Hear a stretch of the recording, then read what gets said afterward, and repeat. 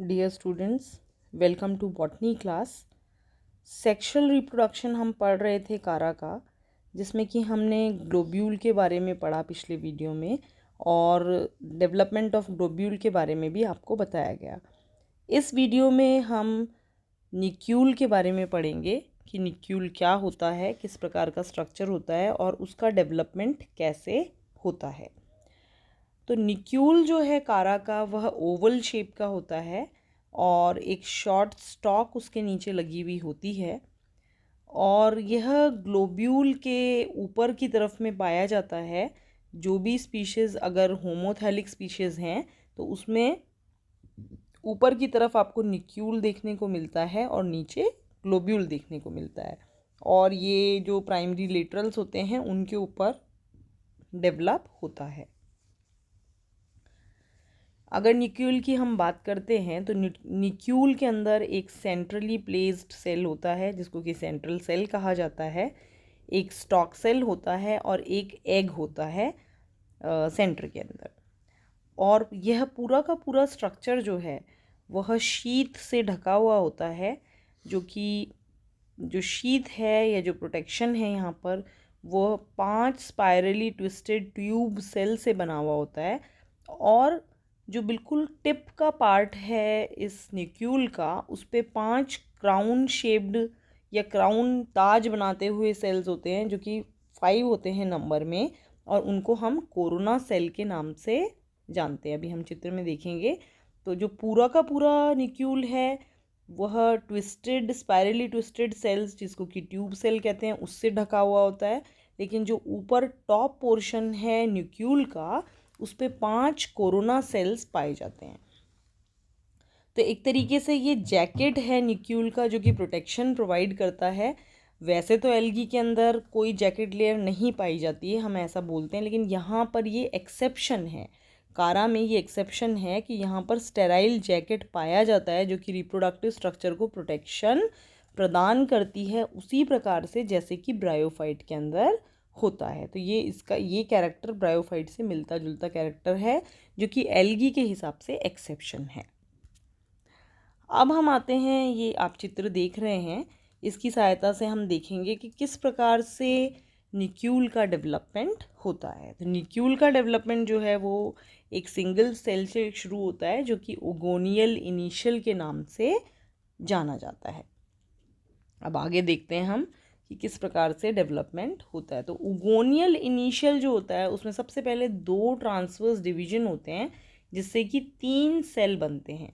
सबसे नीचे जो सेल बनता है उसको कहते हैं पेडी सेल, बीच में जो सेल बनता है उसको कहते हैं नोडल सेल, और सबसे ऊपर जो सेल पाया जाता है वो कहलाता है ओगोनियल मदर सेल। अब इसमें जो पेडी सेल है, जो सबसे नीचे सेल है, वो स्टॉक बनाएगा और वो अनडिवाइडेड रहेगा, उसमें किसी भी प्रकार का डिवीजन नहीं पाया जाता। आप ये देखिए, ट्रांसवर्स डिवीजन से सबसे ऊपर वाला सेल ओगोनियल मदर सेल कहलाएगा, बीच वाला सेल कहलाएगा नोडल सेल, और सबसे नीचे सेल कहलाएगा पेडी सेल, जो कि आगे भी आप देखेंगे। देखिए, सब में पेडी सेल आपको दिखाई दे रहा है, पेडी सेल सब में दिखाई दे रहा है, जिसको कि हम स्टॉक बनाने के भी काम में ले सकते हैं, ऐसा माना जाता है। तो इसके अंदर फर्दर डिवीजन नहीं होगा।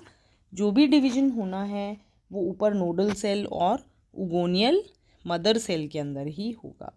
तो जो मिडिल सेल है, जिसको कि हम नोडल सेल कह रहे हैं, उसमें वर्टिकल डिवीजन होगा। वर्टिकल डिवीजन होने से क्या है, यह शीथ इनिशियल बनाएगा, जो कि सराउंड करेंगे एक तरीके से सेंट्रल सेल को।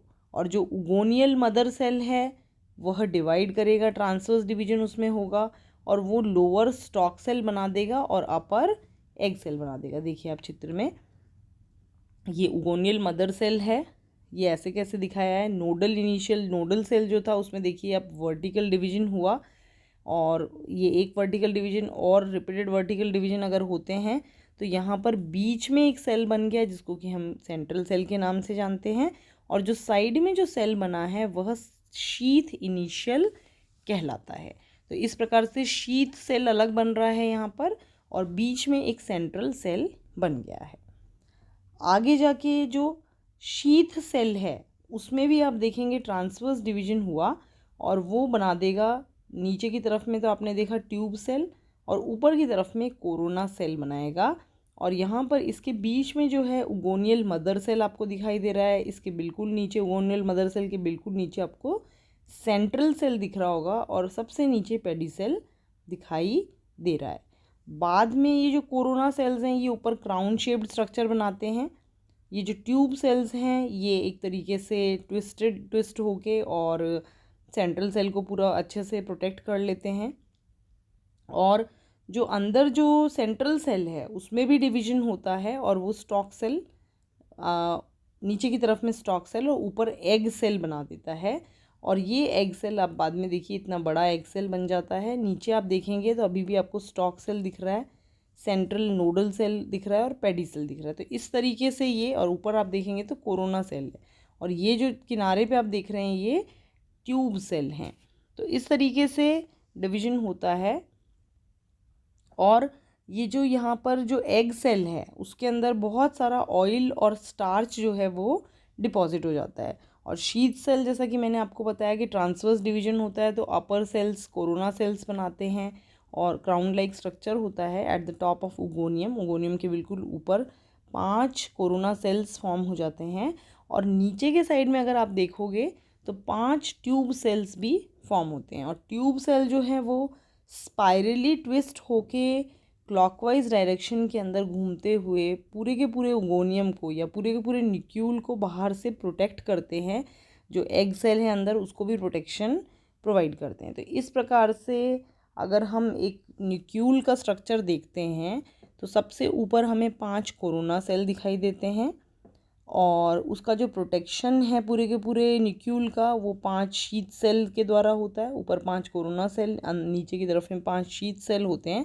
और अगर अंदर की तरफ हम स्ट्रक्चर देखते हैं तो एक सेंट्रल सेल है जहाँ पर एग मौजूद है और एक स्टॉक सेल है, पेडी सेल है। तो इस प्रकार का अरेंजमेंट जो है सेल्स का वो आपको दिखाई देता है और इसी प्रकार से डेवलपमेंट होता है।